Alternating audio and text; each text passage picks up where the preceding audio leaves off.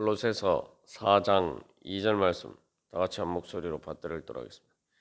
기도를 계속하고 기도에 감사함으로 깨어 있어라. 아멘. 우리 어제 이 말씀을 통해서 기도를 계속하기 위해서는 계속 힘써서 꾸준히 하기 위해서는 깨어 있어야 되고 또 깨어 있기 위해서는 우리가 감사해야 된다.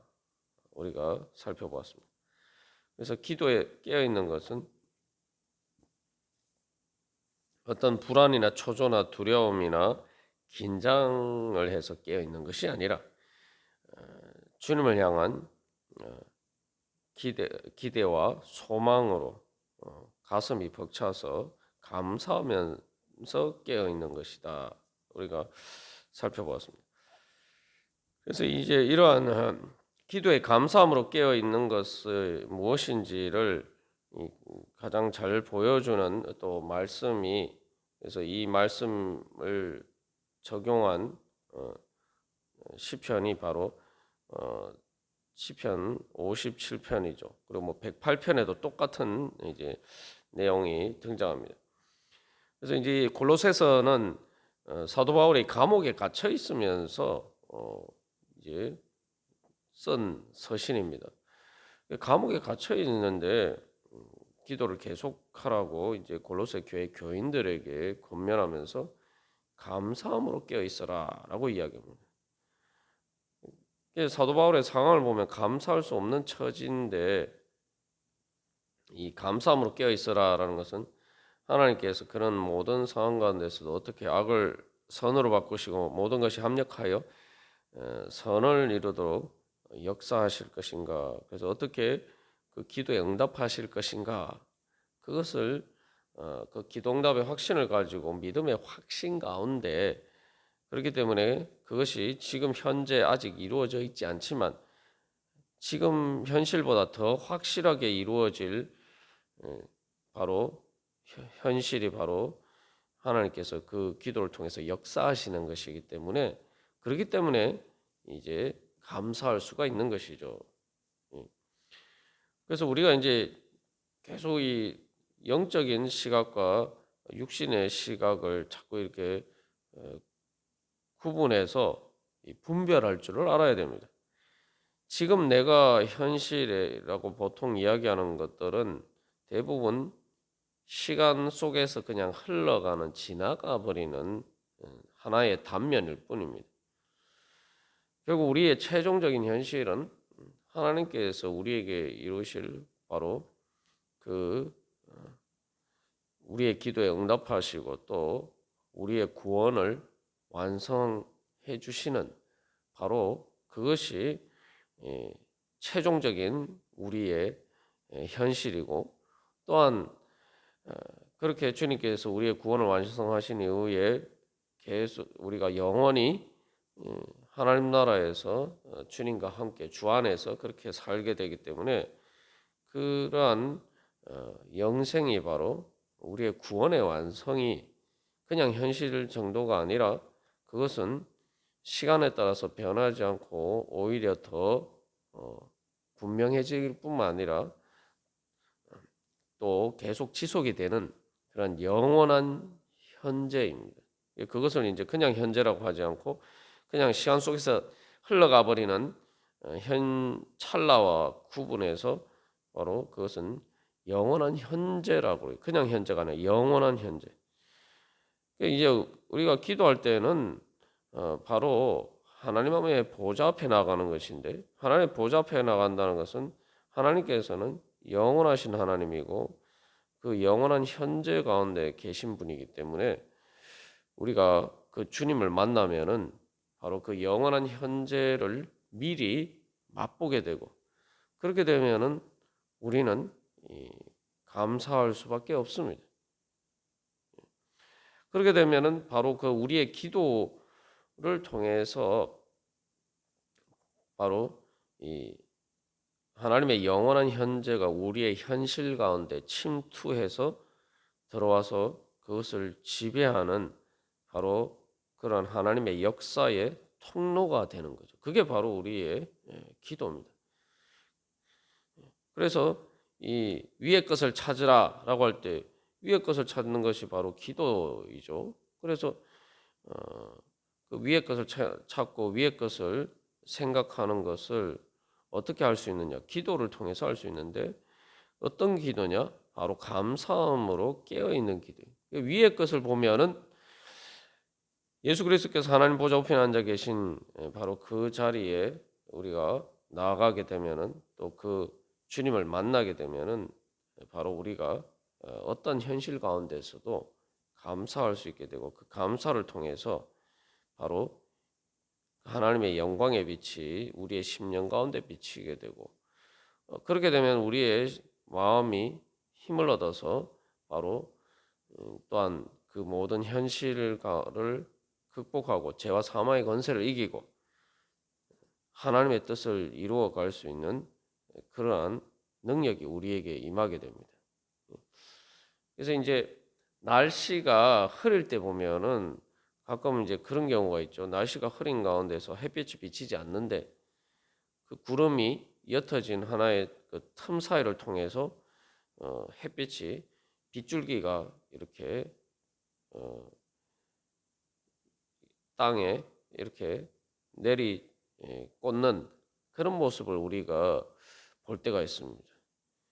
기도가 바로 그런 것이죠. 그래서 그 먹구름 가운데서 하나 그 빗줄기가 땅에 이렇게 비치는 것처럼 바로 그것이 기도예요. 그래서 그것을 통해서 바로 하나님의 능력이 우리 가운데 임하게 되고 그 먹구름이 결국 우리의 기도 가운데 물러가게 되고 하나님의 영광이 우리 가운데 임하게 됩니다. 그렇기 때문에 우리는 기도 가운데 바로 하나님께서 역사하시는 그 구원의 역사를 바라보고 그렇기 때문에 그 영원한 현재를 바라보기 때문에 우리가 감사할 수가 있는 거예요. 그러면은 우리가 깨어서 내 기도가를 통해서 하나님 내가 감사하는 바로 그 영원한 현재가 실제로 이루어질 것을 우리가 깨달아 알게 되면은 열망을 가지고 기쁜 마음으로 깨어서 말 그대로 열정을 가지고 기도할 수 있게 되는 거죠. 그래서 이제 이 시편 57편에서도 이제 이 감사함으로 깨어 있는 것을 잘 표현하고 있는데 시편 57편 7절에서 9절까지 말씀을 보면은 하나님이여 내 마음이 확정되었고 내 마음이 확정되었사오니 내가 노래하고 내가 찬송하리이다. 내 영광 아낄지어다 비파와 수금 아낄지어다 내가 새벽을 깨우리로다. 주여 내가 만민 중에서 주께 감사하오며 문나라 중에서 주를 찬송하리이다. 이게 기본적으로 이제 그 하나님 주님을 찬양하겠다라는 내용이죠. 그게 이제 감사죠. 우리의 그래서 10편 57편 9절에서 내가 만민 중에서 주께 감사하며 문나라 중에서 주를 찬송하리이다. 이게 바로 이제 기도에 깨어 있는 거죠. 그런데 이 시편 57편도 사도 바울처럼 다윗이 사울을 피하여서 굴에 있던데요.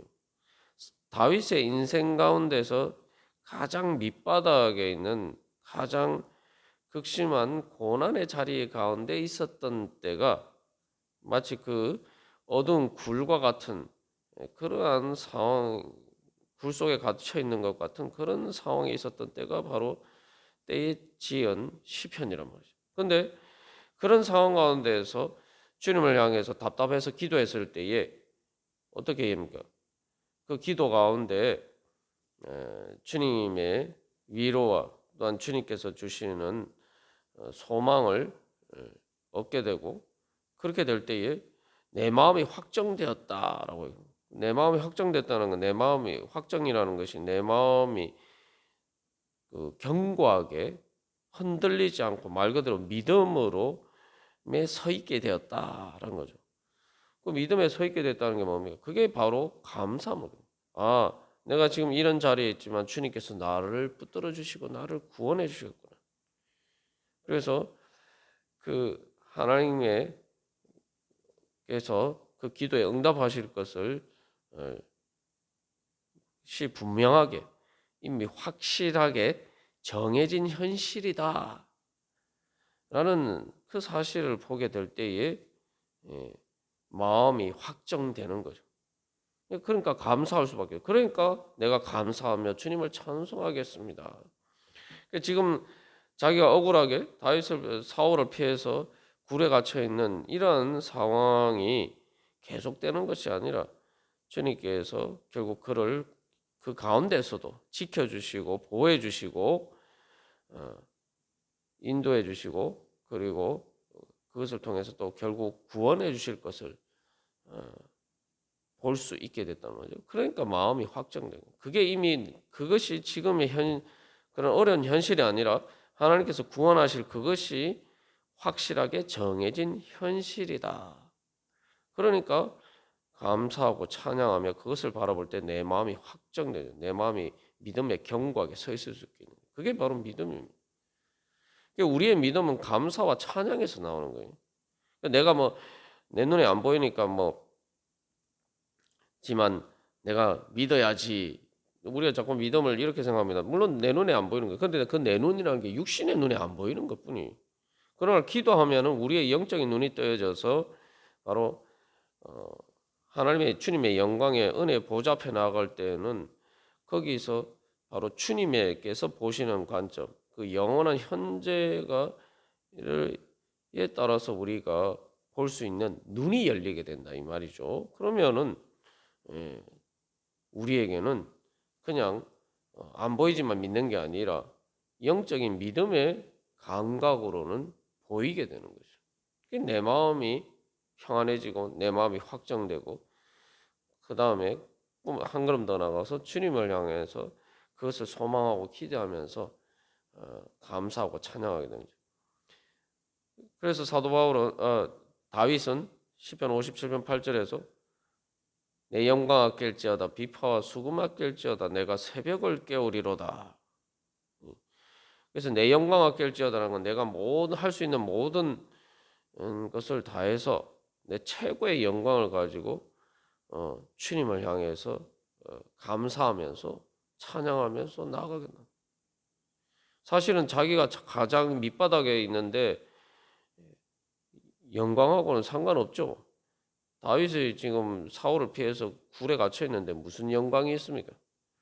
그러나 이제 주님께서 그에게 주실 그 구원의 은혜, 그 은혜를 받았을 때 그 영광을 보게 되면서 그 영광이 내 안에 이미 씨가 뿌려져 있고 이미 그래서 내 안에 마치 그 교두보처럼 내 영에 그것들이 주님의 영광이 임재하게 되고 그래서 그 영광을 따라서 이제 내가 육신의 눈에 보이는 것이 아니라 내 주님께서 주신 그 영광에 따라서 그 영광의 빛 가운데 내가 현실을 다시 보게 되고 그럴 때 그래서 내가 새벽을 깨우리로다라고 얘기해요.